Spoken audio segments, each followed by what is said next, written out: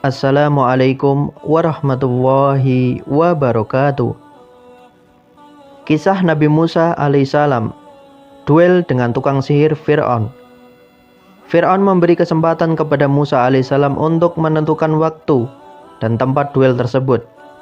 Nabi Musa alaihissalam pun mengatakan dengan tegas, "Waktu untuk pertemuan kami dengan kamu itu ialah di hari raya dan hendaklah rakyat seluruhnya dikumpulkan pada waktu duha." Quran Surat Toha ayat 59. Dikisahkan bahwa jumlah penyihir yang dikumpulkan oleh Fir'aun mencapai ribuan. Yang pasti, jumlah penyihir yang ikut berduel dengan Nabi Musa alaihissalam seorang diri saat itu amatlah banyak. Allah Subhanahu wa Ta'ala kemudian berfirman, maka ketika para penyihir datang, mereka berkata kepada Fir'aun, "Apakah kami benar-benar akan mendapat imbalan yang besar jika kami menang?" Dia Fir'aun menjawab, "Ya, dan bahkan kalian pasti akan mendapat kedudukan yang dekat di sisiku." Quran Surat Asy-Syu'ara ayat 41-42. Sebelum memulai berduel, Nabi Musa alaihissalam terlebih dahulu mendakwahi para penyihir tersebut. Nabi Musa alaihissalam berkata, "Celakalah kalian, janganlah kalian mengada-adakan kedustaan terhadap Allah, sehingga Dia membinasakan kamu dengan siksa. Dan sesungguhnya telah merugi orang yang mengada-adakan kedustaan." Quran Surat Toha ayat 61. Mendengar ucapan Nabi Musa alaihissalam, mereka pun saling berbisik di antara mereka. Lantas mereka pun berkata kepada Fir'aun, "Sesungguhnya dua orang ini memang benar-benar penyihir yang hendak mengusir kalian dari negeri kalian dengan sihirnya, dan hendak melenyapkan kedudukan kamu yang utama." Quran Surat Toha ayat 63.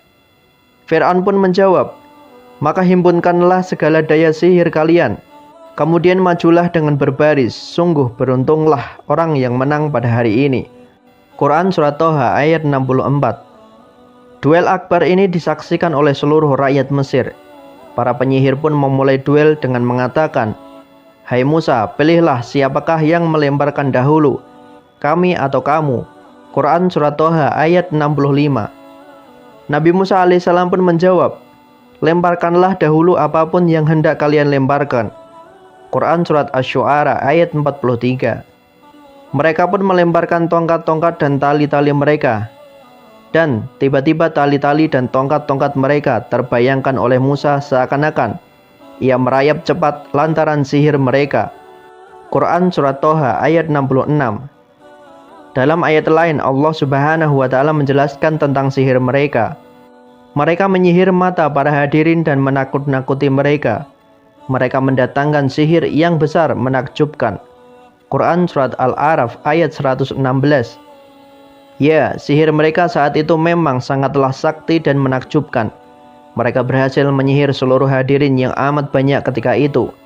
Bahkan Nabi Musa alaihissalam pun ikut tersihir oleh mereka. Nabi Musa alaihissalam pun sempat gentar melihat banyaknya ular yang merayap cepat ke arahnya. Pernyataan Al-Quran ini adalah dalil bahwa sekelas Nabi pun mungkin saja terkena sihir. Ini juga merupakan dalil yang membantah para penolak hadis yang menerangkan bahwa Rasulullah SAW pernah tersihir.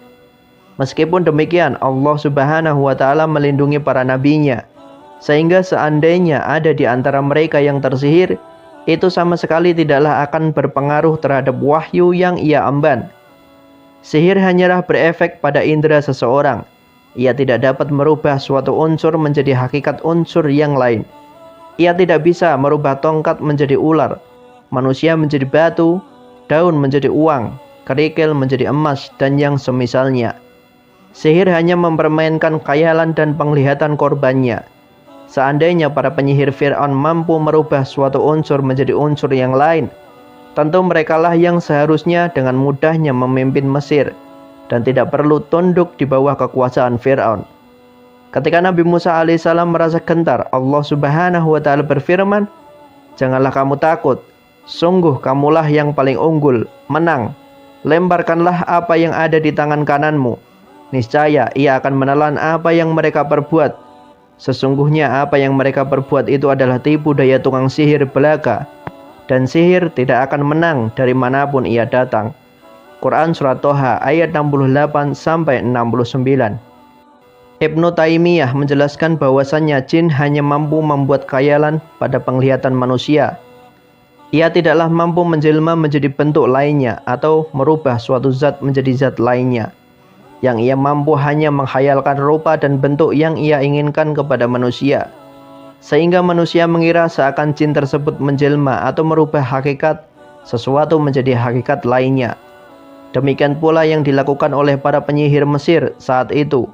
Mereka menghayalkan bentuk ular-ular kecil pada para hadirin, termasuk Musa alaihissalam. Padahal hakikat semua itu hanyalah tali-tali dan tongkat-tongkat kecil biasa. Dan ini berbeda dengan mukjizat yang Allah Subhanahu wa Ta'ala anugerahkan kepada Nabi Musa alaihissalam, yang benar-benar merubah wujud tongkat beliau alaihissalam menjadi wujud ular yang amat besar. Ular besar tersebut pun melalap semua tongkat dan tali yang dilemparkan oleh para penyihir.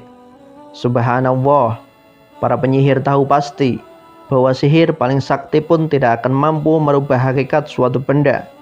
Tidak mungkin kemampuan Musa alaihissalam merubah wujud tongkatnya menjadi wujud ular besar adalah perbuatan sihir.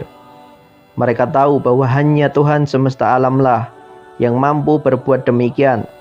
Terlebih ular Nabi Musa alaihissalam dapat dengan mudahnya melahap tongkat-tongkat dan tali-tali mereka, sehingga mereka pun tersungkur sujud dan beriman kepada agama Nabi Musa alaihissalam.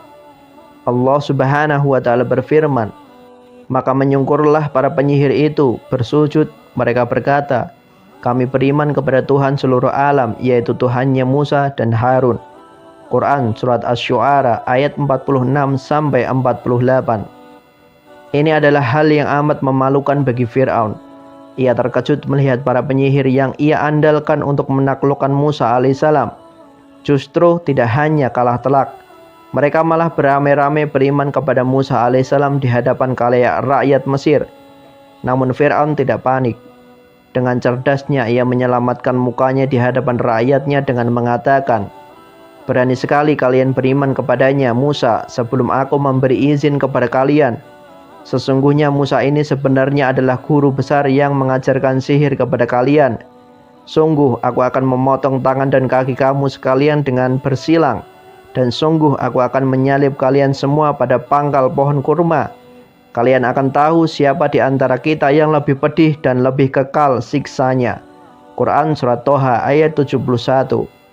Fir'aun menuduh bahwa duel tersebut hanyalah konspirasi belaka antara Musa alaihissalam sang guru besar sihir dengan para murid-muridnya untuk merebut kekuasaan Mesir menjadi milik mereka. Kemudian Fir'aun pun mengakhiri tuduhan tersebut dengan ancaman keras yang menggetarkan rakyat Mesir saat itu. Para ulama menyebutnya bahwa penyiksaan dengan pemotongan anggota tubuh secara menyilang pertama kali dilakukan oleh Fir'aun. Namun para mantan penyihir tidaklah gentar. Keimanan mereka yang kokoh bak gunung takkan runtuh dengan sekedar ancaman siksa ataupun kematian. Mereka pun berkata, tidak ada yang kami takutkan, karena kami akan kembali kepada Tuhan kami. Sesungguhnya kami sangat menginginkan sekiranya Tuhan kami akan mengampuni kesalahan kami, karena kami menjadi orang yang pertama-tama beriman. Quran Surat Asy-Syu'ara ayat 50-51. Dalam ayat yang lain dihikayatkan ucapan mereka, kami sekali-kali tidak akan mengutamakan kamu daripada bukti-bukti yang nyata, mukjizat yang telah datang kepada kami daripada Tuhan yang telah menciptakan kami. Putuskanlah sekehendakmu, sesungguhnya kamu hanya akan dapat memutuskan pada kehidupan di dunia ini saja. Sesungguhnya kami telah beriman kepada Tuhan kami agar Dia mengampuni kesalahan-kesalahan kami dan sihir yang telah kamu paksa kamu untuk melakukannya, dan Allah lebih baik pahalanya dan lebih kekal azabnya. Quran Surat Toha ayat 72-73. Dalam ayat lain mereka berkata dan berdoa, dan kamu tidak menyalahkan kami melainkan karena kami telah beriman kepada ayat-ayat Tuhan kami ketika ayat-ayat itu datang kepada kami. Mereka berdoa, ya Tuhan kami, limpahkanlah kesabaran kepada kami dan wafatkanlah kami dalam keadaan berserah diri kepadamu. Quran Surat Al-A'raf ayat 126. Demikianlah seharusnya setiap mukmin, semakin terjal jalur yang ia lalui, semakin berat batu ujian yang menimpanya, dan semakin genting suasana yang ia hadapi, maka semakin gencar pula doa dan permohonannya kepada Tuhannya yang Maha Kuasa. Fir'aun pun akhirnya merealisasikan ancamannya kepada para mantan penyihir tersebut, dan mereka akhirnya diampuni oleh Allah Subhanahu wa Ta'ala dan dimasukkan ke dalam surganya. Momen ini menggambarkan betapa luasnya rahmat Allah Subhanahu wa Ta'ala. Bertahun-tahun para penyihir itu melakoni profesi yang merupakan dosa besar, salah satu bentuk kesyirikan terparah. Dosa yang hukumannya dalam Islam adalah pemenggalan kepala, dan lebih besar dosanya daripada zina, membunuh atau durhaka kepada orang tua. Bahkan tidak hanya itu, mereka telah menggunakan profesi penuh dosa itu untuk menantang utusannya berduel, dan bahkan mengharapkan balasan upah dari manusia paling kafir sepanjang masa. Namun ketika cahaya hidayah menyeruak di hati mereka dan mereka bertaubat dengan tulus, Allah Subhanahu wa Ta'ala pun seketika menghapuskan semua dosa yang mereka telah lalui dan memasukkan mereka ke dalam surganya, walau mereka hanya berislam sesaat dari masa hidup mereka. Kemudian Allah Subhanahu wa Ta'ala berfirman, mereka kaum Musa berkata, kami telah tertindas oleh Fir'aun sebelum engkau datang kepada kami dan setelah engkau datang. Musa menjawab, mudah-mudahan Tuhan kalian membinasakan musuh kalian dan menjadikan kalian khalifah di bumi, lalu dia akan melihat bagaimana perbuatanmu. Quran Surat Al-A'raf ayat 129. Itulah kisah Nabi Musa berduel dengan tukang penyihir dari Fir'aun yang jumlahnya ribuan. Wallahu a'lam bishawab. Semoga bermanfaat. Wassalamualaikum warahmatullahi wabarakatuh.